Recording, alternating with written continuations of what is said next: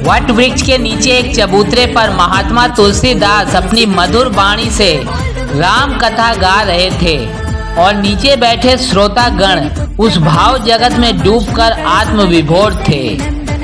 भीड़ में सबसे पीछे एक असाधारण व्यक्तित्व का पुरुष भी बैठा हुआ था, जिसने अपना चेहरा अपनी पगड़ी से ढका हुआ था, लेकिन उसके व्यक्तित्व व विशाल नेत्रों में जाने क्या आकर्षण था कि गोस्वामी तुलसीदास की दृष्टि उसकी ओर बार बार जा रही थी। सहसा उनकी दृष्टि अभी अभी आए वृद्ध स्त्री पुरुषों की ओर पड़ी, जो उन्हें दूर से ही प्रणाम कर वहीं खड़े हो गए। गोस्वामी तुलसीदास जी ने उन्हें इशारे से पास बुलाया। महाराज, हम भीड़ हैं, हम भी राम कथा सुनना चाहते हैं, सकुचाते हुए उनके अगुआ वृद्ध ने कहा। तो वहाँ खड़े क्यों हो वत्स, समीप आओ, यहाँ से राम कथा अच्छे से सुनाई देगी। गोस्वामी तुलसीदास ने यह कहकर उन्हें आमंत्रित किया। सहसा भीड़ में भिनभिनाहट शुरू हो गई। क्या बात है? गोस्वामी तुलसीदास ने पूछा। महाराज जी, यह कोल भीड़ क्या जाने राम कथा का मर्म। अभी कल मदिरा पीकर उत्पात मचाएंगे और हमारा रस भंग होगा। भीड़ के एक प्रौढ़ व्यक्ति ने कहा। लगभग सभी व्यक्ति उससे सहमत प्रतीत हो रहे थे। गोस्वामी तुलसीदास के प्रशांत चेहरे पर खिन्नता उभरी, परंतु उन्होंने अपनी मधुर प्रशांत वाणी में कहा। कैसी बातें करते हो वत्स, क्या भूल गए कि इन कोल भीलों के पूर्वजों ने मेरे राम का साथ उस समय दिया जब वे भैया लखनलाल के साथ अकेले रह गए थे।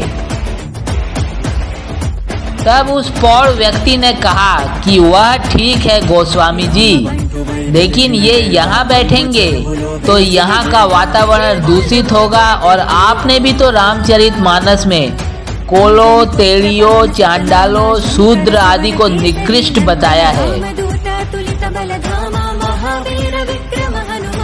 संदर्भ रहित व लोक प्रचलित मुहावरों के आधार पर अनर्गल व्याख्या ना करो पुत्र। मेरे राम जिनके साथ 14 वर्ष रहे, उन पुण्यात्माओं के वंशज हैं यह। इनको तो मैं अपने चमड़े के जूते भी पहनाऊं तो भी कम है, क्योंकि मैं तो राम के दासों का दास हूँ, जबकि ये तो उनके सहयोगी रहे। गोस्वामी तुलसीदास जी के स्वर में आवेश था। अरे छोड़ो मेरी बात को, कम से कम अपने राजा की ओर तो देखो कि किस तरह वह इन कोल भीलों को भाई की तरह मानता है। कम से कम उनसे ही तो सीखो।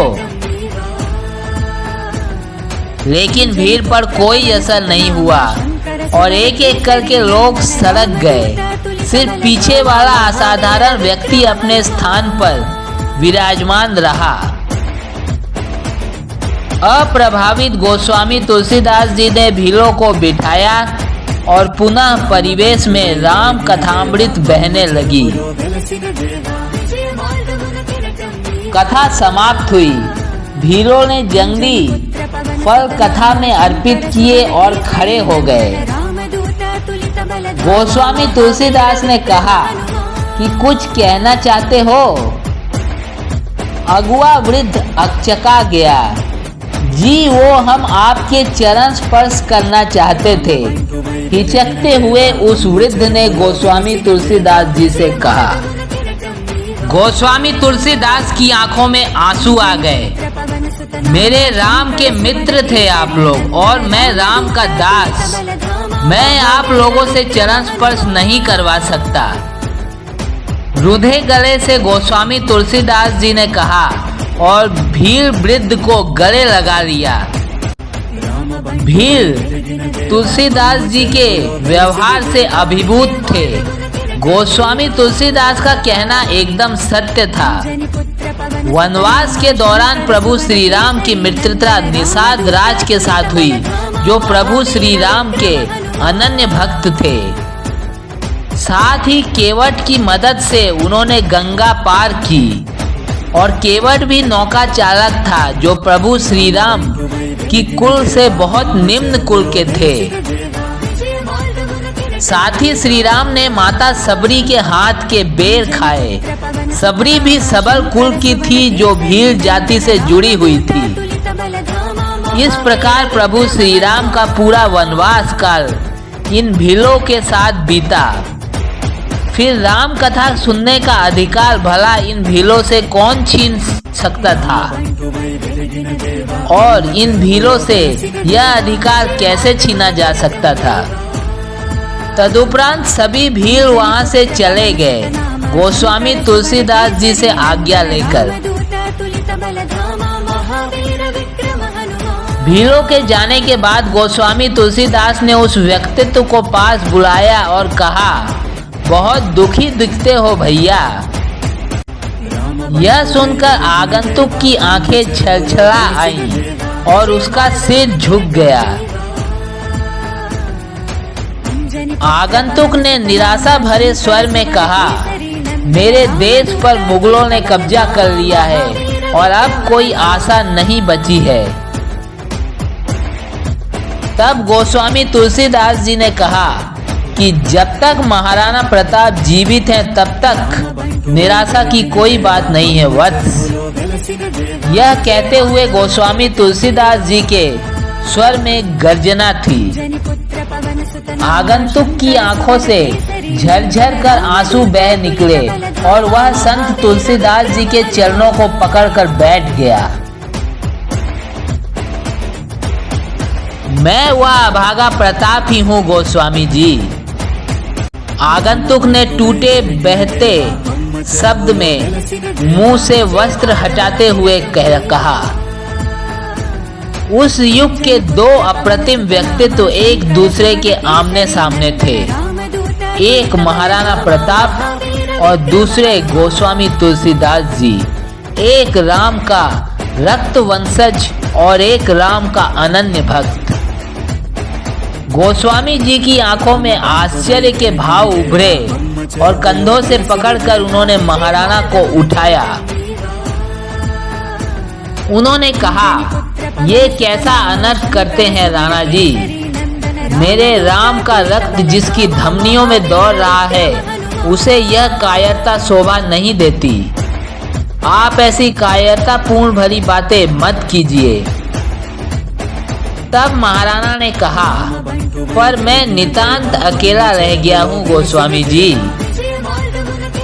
यह कहते हुए महाराणा प्रताप के स्वर में निराशा भरी हुई थी। आशा की कोई भी झलक दिखाई नहीं दे रही थी।